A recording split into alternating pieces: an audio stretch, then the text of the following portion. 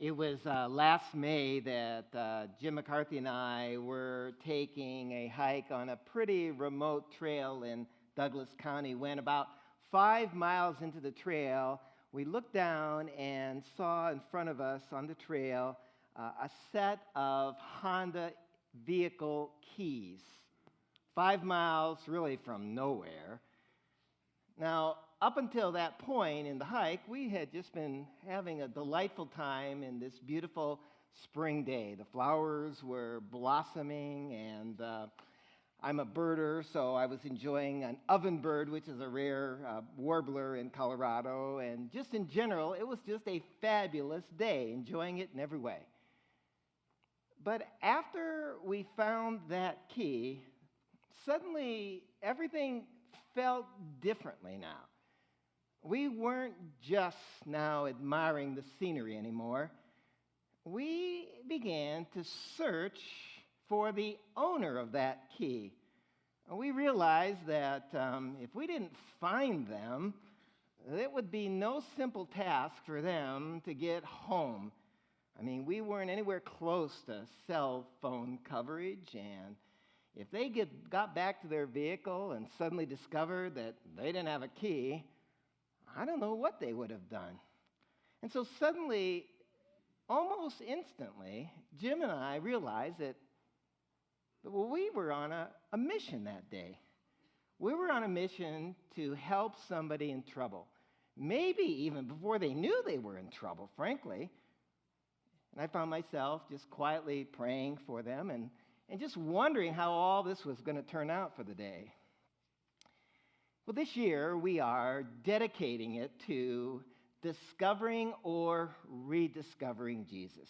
And last week, if you were here, we began by asking the kind of age-old question, so who is this man, Jesus?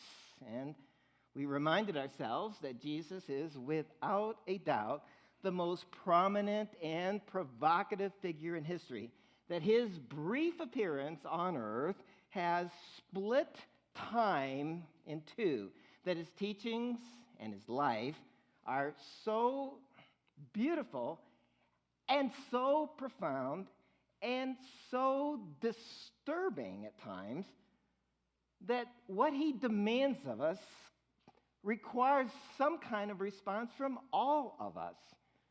Sometimes we hear what he has to say and we just want to kind of stand up and shout. There are other times we hear some of his words and we just kind of scratch our head and want to sit down and think about them.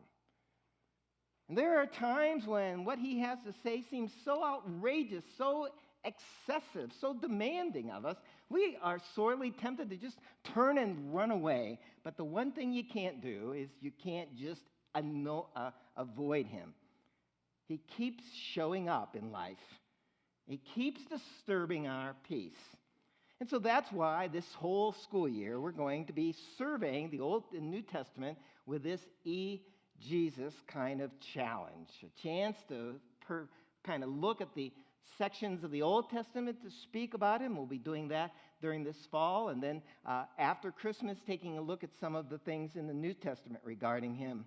But we want to not just discover and rediscover Jesus, we want to also sense how his life changes our life as a community as well, how it reorients us as well. And so it really doesn't matter if you're a longtime follower of Christ or a recent curious person looking into the whole situation.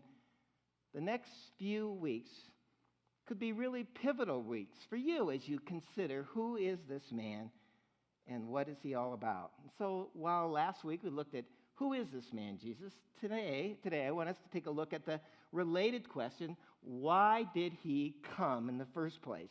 I mean, what was his life finally all about? What was his purpose? Now, actually, that's a reasonably easy question to answer because he answers it for us. He tells some well-known stories about some lost coins and a lost sheep, and those sort of get at it. But then on a particular day, as he is going through Jericho, he makes his mission absolutely clear. And it's one of the most vivid stories in all of the New Testament, and with one of the more interesting characters in the New Testament as well. And in this story, he leaves absolutely no doubt about what his mission is and what ours is as well. So we're going to find it in Luke's Gospel, chapter 19, and we're just going to walk our way through the story today. Verse 1, we read, "So Jesus entered Jericho, was passing through, and a man was there by the name of Zacchaeus. He was a chief tax collector and was wealthy. He wanted to see who Jesus was, but because he was short, he could not see over the crowd, so he ran ahead, climbed a sycamore fig tree to see him, since Jesus was on his way." Now, Luke opens the story by telling us that Jesus is passing through Jericho. But understand that Jesus passing through Jericho is pretty much like the president passing through Naples, Florida last week. It was a statement by him just visiting that spot after the hurricane. And when Jesus passes through Jericho, he is making a statement. He is making and signaling his intention. Now, actually, he's on his way, we're told, to Jerusalem.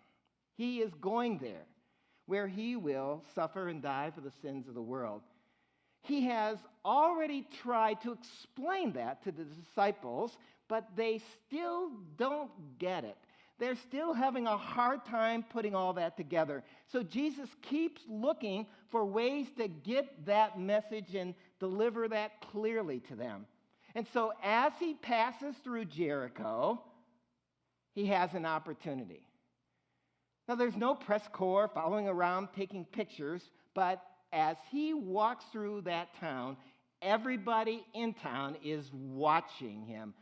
They are parsing every word they hear him speak, and they are interpreting every action because they know this is no ordinary guy. Everybody has heard of Jesus by now.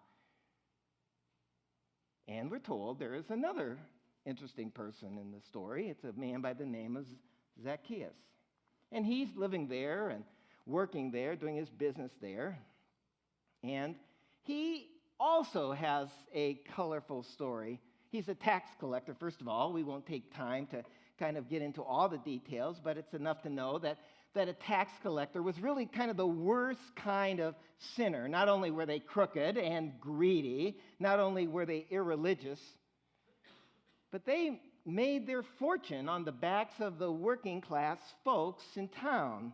They had betrayed their own fellow Jews, squealing on them to the Roman oppressors, and made money for themselves as a result. They took the limited resources that Israel had as a kind of a backwash nation and then placed them in the coffers of Rome. And so this guy is not just irreligious, not just crooked. I mean, he's a traitor. And so good people, church people in particular, wanted absolutely nothing to do with this man. Having said all that, there's no indication here in the story that Zacchaeus was a particularly unhappy person. I mean, he had a lot of things in some ways going for him. He was at the top of his game in his career. He wasn't just an ordinary tax collector. He was the chief tax collector. And he was, Luke tells us, wealthy. Now, money isn't everything, but, you know, it sure helps when you've got some. And it solves a lot of problems along the way. And as many people with money have, he has some friends as a result of all that. And so Zacchaeus, understand, is not miserable. He's got a chosen life that he's made for himself. And it seems to be working okay for him, it seems. But when he hears about this rabbi and this miracle worker named Jesus coming into town, he decides he wants to go out and see him. In fact, he is so determined to see him, he's willing to embarrass himself by conveniencing himself, climbing and scrambling up a sycamore fig tree to get a glimpse of Jesus. I mean, that shows you just a little bit about how determined he is. I mean, when's the last time you climbed up a tree to do anything? That's how desperate he was to see him. But what we don't know, and what the passage does not tell us, is why he was so determined to see Jesus. Why was this irreverent, irreligious man so suddenly interested in a person like Jesus? We're not told. But something had to be going on in his life. Maybe he was suddenly getting uncomfortable with his line of work and his ill-gotten gains. His conscience was finally starting to make his life miserable. Maybe someone he loved was sick, and he was hoping that this miracle worker could help. Maybe some of his tax-collecting cronies had got religion, and they said to check out this Jesus guy. Maybe he just turned 40 and had all those kind of mid-life questions popping up in his head. Why am I here? Who am I? And is this all there is? We don't know exactly what compelled him to want to see Jesus. But I find it interesting that he climbed up a tree. Now, I know he climbed up a tree because he was short, but there's something about when you're feeling a bit lost of just getting up above the ground level to see where you are. I know when I hike sometimes, and we're not sure exactly where the trail goes from here, and if we can just get up a little bit more, you can kind of get a lay of the land. Something about getting up higher gives you some perspective that you can't always get when you're at ground level. You find out where you are. And maybe that's what was going on with Zacchaeus. He was just feeling a little bit lost for some reason or another. And he thought that Jesus just might be able to help. Now, I don't want to belabor the point, but I think that there's times in all of our lives when we just feel a little bit lost. Things in our lives are just not the way we'd hoped that they would be. It's not that we're in desperate straits. It's not that we've hit the bottom of the barrel and everything is terrible. It's just that we have a sense that there's something missing. We're not quite what we want to be. Sometimes it happens during kind of critical moments in our life. Sometimes it happens when we're going through particular transitional times, when we move from one place to a new place, when we get a new job or we lose our old job. Maybe it's when we welcome into our home a new child, or we send that last baby into college along the way. When things change and things happen, we begin to wonder about all of it. And so I'm wondering if maybe some of us today are kind of feeling a little bit lost. Again, it doesn't mean that everything's falling apart, but you just have this sense that stuff isn't quite the way it ought to be yet. Well, the story continues in verse 5.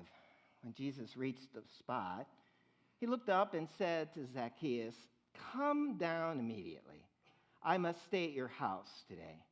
So he came down at once and welcomed him gladly. And all the people saw this, and they began to mutter, "He has gone to be the guest of a sinner." So here's Jesus. He's on his way to Jerusalem. He is going there, he knows, to die. He's going to be standing trial there. He's going to be judged and arrested and go through this shameless and excruciating death. It's the worst possible thing that could happen to any human being, and it's going to happen to him. And he knows it's going to happen to him. And yet, he notices something that day as he walks through Jericho. He notices this kind of strange little guy up in a tree. Now, do you know why he noticed him? It was because Jesus was looking for him. Now, I don't think that he was looking for Zacchaeus in particular.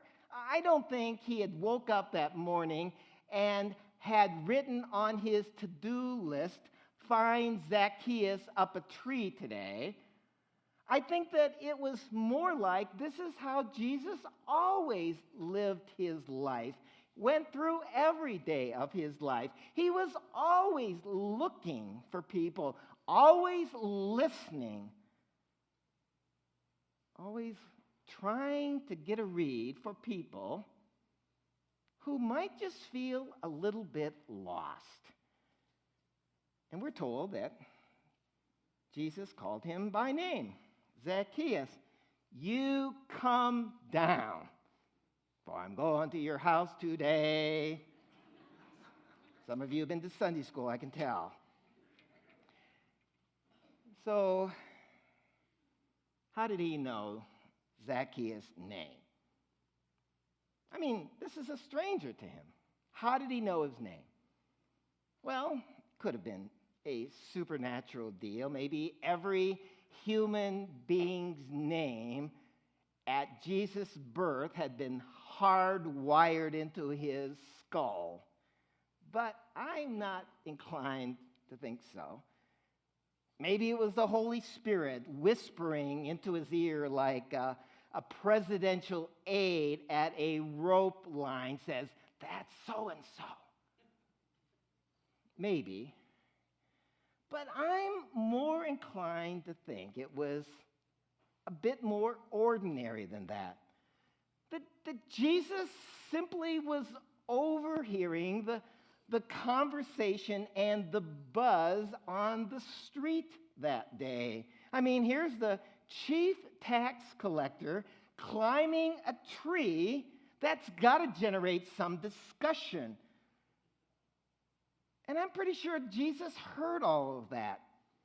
Probably watched as Zacchaeus first tried to get at the front of the line and got kind of elbowed back, and people started to shout his name, probably more as an expletive than anything else, pointing their finger at him. And Jesus pretty quickly picked up who this guy was and what his life was all about. People realized this. And so I think Jesus said to himself, this is a moment I've been waiting for. This is the moment where everyone is watching me, where I now can let them know why I'm here and what my purpose is. Well, just for a moment, maybe it's worth pausing to ask, do we go through life looking, listening, paying attention to the people that God places in our path, to the opportunities he presents to us? Do we run errands around town, or do we walk around our neighborhood, or do we stand in line at Starbucks, or stand at the sidelines of our kids' soccer game, or do we watch as we hang out at the break room at work, listening, watching for pivotal moments in people's lives where maybe, again, they're not going through just complete disasters, but there's something not quite right yet? And is it possible that There are people like that all around us, around your life, around my life. People that are asking questions. They're wondering why they are as they are and what life is finally all about. They're dealing with some kind of a transitional moment in their life, and they're wondering if someone's out there that can kind of help them to take the next step in the right direction. Now, if there are, and I'm almost certain there are for all of us, they probably aren't going to announce it. They probably are not going to say, I'm out there and I'm struggling with the next step in my life. Probably, more likely, they are hiding a bit up in a tree behind some leaves along the way.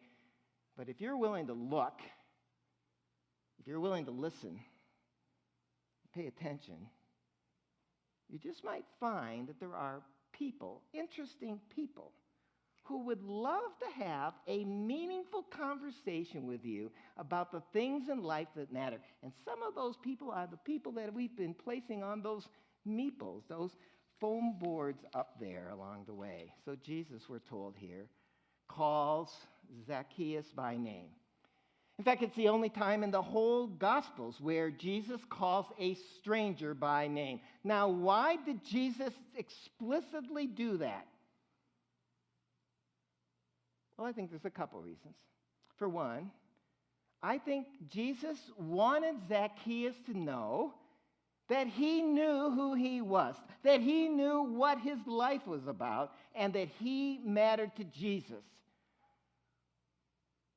I also think Jesus wanted the crowd, especially the religious people in the crowd, he wanted them to know that he knew Zacchaeus too, and that he knew what Zacchaeus' life was all about, and he liked him anyway.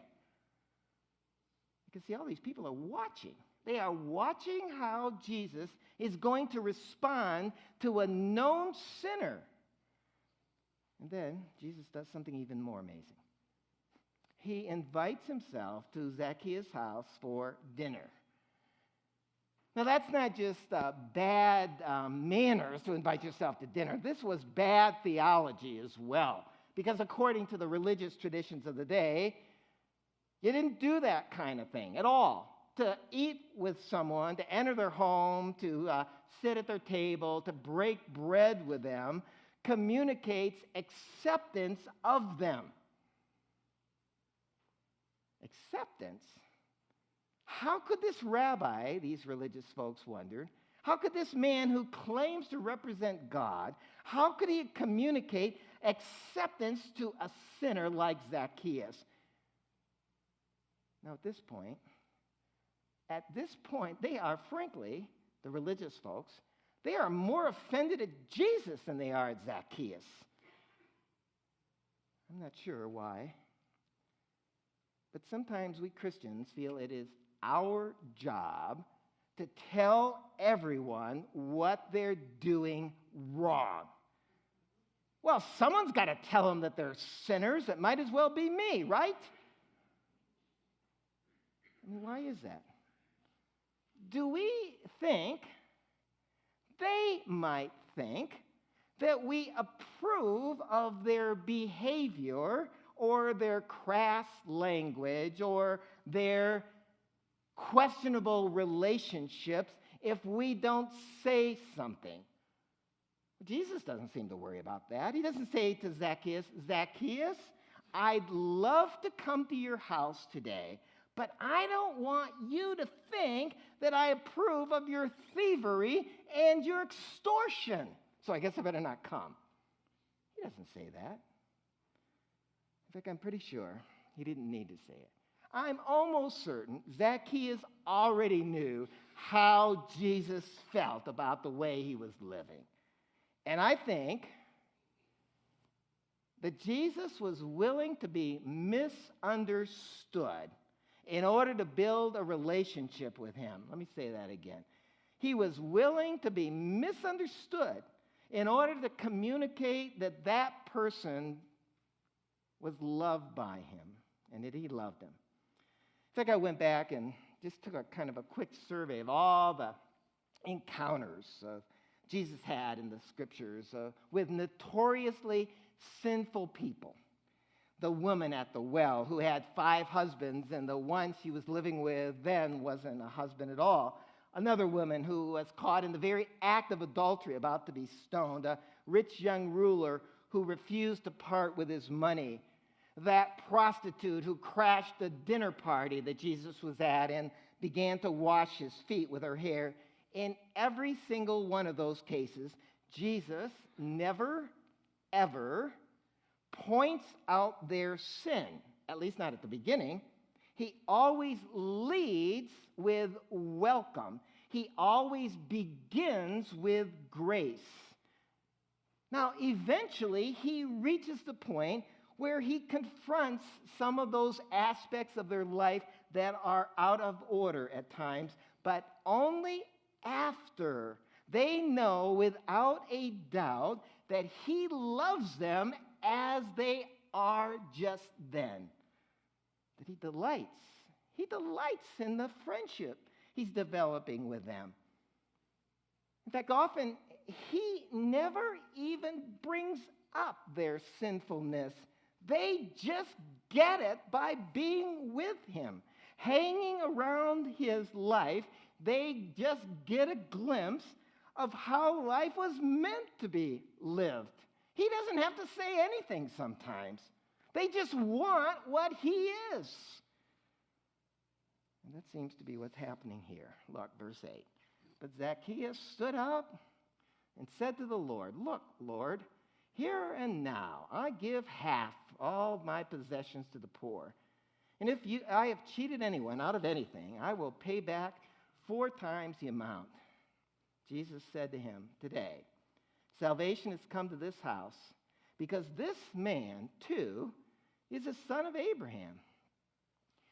Now, we're really not told what was talked about at that dinner table. It is possible that Jesus called him out for his sinful behavior, but I just don't buy it. The whole tenor of the story is a story of welcome and grace and joy and gladness and wonder. And interestingly, there's nothing in the Old Testament, nothing in the religious practice of the people of Jesus' day that would require a 4-fold restitution or giving away half of one's money. It's not likely that Jesus suggested that Zacchaeus do that. Seems like this is just something Zacchaeus wanted to do after being with Jesus. I think that's the experience that happens. You spend time with Jesus, and he begins to awaken within you the stuff that's good and deep and true about you. And as Zacchaeus experienced the generosity of Jesus that afternoon, Zacchaeus found himself wanting to be generous toward others himself. Let me say that again. As he experienced the generosity of Jesus toward him, he wanted then, as a response, to be generous with the people around him. In fact, there's a legendary story about Zacchaeus that tries to imaginatively kind of fill in the conversation around the table. This is not in Scripture, far later in terms of the account, but it tries to kind of imagine what might have been the discussion. And the way the conversation goes in this apocryphal story is that Jesus turns to him at the dinner table and asks him, "What made you say that? To give half your money all away, to give restitution 4 times over. What made you want to do that, Zacchaeus?" Zacchaeus says to Jesus, again in this imaginary retelling, "Master, when you looked at me, I saw mirrored in your eyes the Zacchaeus I was meant to be." Look, do we look long enough and deep enough into the eyes of the people all around us, whoever they are, that we can see the image of God in them? that's underneath all the things they do wrong about life, all the mistaken views and the bad behavior and the kind of twisted ways they do life. Do we see under all that the image of God there? Can we recognize the essential intrinsic beauty that God placed in their life, the spirit that they have, the remarkable intellect, or appreciate their skills along the way? Do we look at them enough with hope and love and grace that our vision of who they are begins to be something that they see in themselves? That the way we see them as God's precious image bearers, that our understanding and vision of them is something that they begin to see within themselves, so that they want to be and to live and to do all the things God longs for them to be and to do and to live. And it's that point in the story that Jesus finally shows his hand. Finally, explicitly, he tells this man and all the people that were sitting around that table that day, his friends, why he has come. He announces to the world his mission. Verse 10, for the Son of Man came to seek and save the lost. Now remember, Jesus is not just on a stroll through Jericho. This is the last real moment he's going to have to make it clear why he has come. He's on his way to Calvary. He didn't come, he said, just to heal some sick folks and to cast out some demons, as well and good as those things are. He didn't come to just offer a few helpful hints about how to live a more meaningful life, although that's helpful. He didn't come to throw out the Romans and to bring in a new order of government. Jesus came, he says himself, to find lost people and to show them the way home. He came to find people who were far from God and show them the way home. In fact, that's the blank. You're finally wondering when I'm going to get to it. Here it is. Blank one. We're almost done. Blank one here. Jesus came to show people the way home. But the fact is, Jesus is not walking the streets of Broomfield, Westminster, Arvada today. He's not having dinner with people you know. And so, because he's not, he asks us to do for him, he asks us to do for him what he did so long ago. He asks us to have eyes and ears, hearts wide open to the people and the opportunities he presents to us. He asks us to be on the lookout for people like Zacchaeus, who for one reason or another feel just a little bit lost, a little bit curious, not miserable, but not fully satisfied either. Living a life, but not quite the life they'd like and want to live. See, Jesus looked for lost people and helped them to find their way home to God, and he asks us to do the same. And so that's one of the things we often forget. Sometimes we think that we're all about pointing out what's wrong with our world. Sometimes we think our job is to somehow let them know when they're not following the rules. But Jesus asks us to find lost people, show them the way home.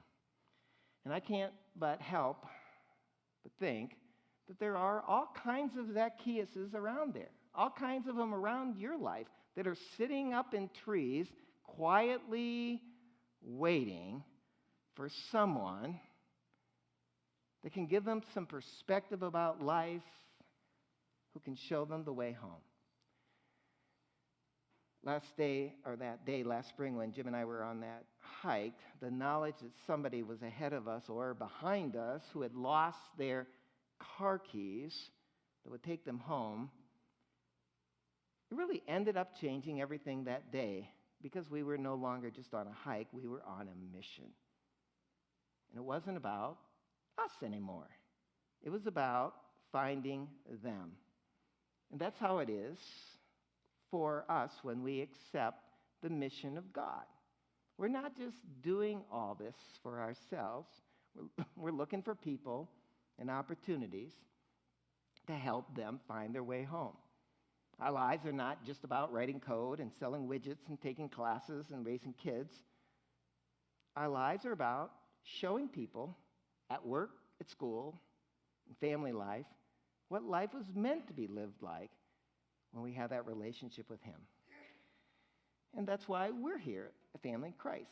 It's not just about us getting together and singing the songs all of us like, or connecting with the people we already know, hearing messages or sermons that we already care about, studying things that are already interesting to us. It's about creating a welcoming environment where people can meet Jesus where they are. And we can speak to those deep longings we all have. And so as we begin this new year, this new school year of discovering and rediscovering Jesus, let's invest our time and our hearts in some of those people around us, some of those meeples that are on the phone board, some of the people in your lives. Let's enjoy them. Let's serve them. Let's hear their stories. And when the time's right, let's invite them to take a closer look at Jesus. Maybe invite them to church. You invite someone to church and they say, "What's your church all about?" You can say, "It's about Jesus." I mean, you can be pretty sure about every week's going to be about Jesus. So that's a quick answer to, what's the sermon about this week? Jesus. So you're good with that. And invite them to other things. But that's the thing Jesus invites us to do. In that second blank, Jesus asks us to be on the lookout for people we can show the way home. So just to finish my story that I began with, it was that spring hike, the end of May. And at the end of the 15-mile hike, Jim and I got back to the trailhead where we had started. All day long, we had been on the hunt for this person, or persons, who had lost their car keys.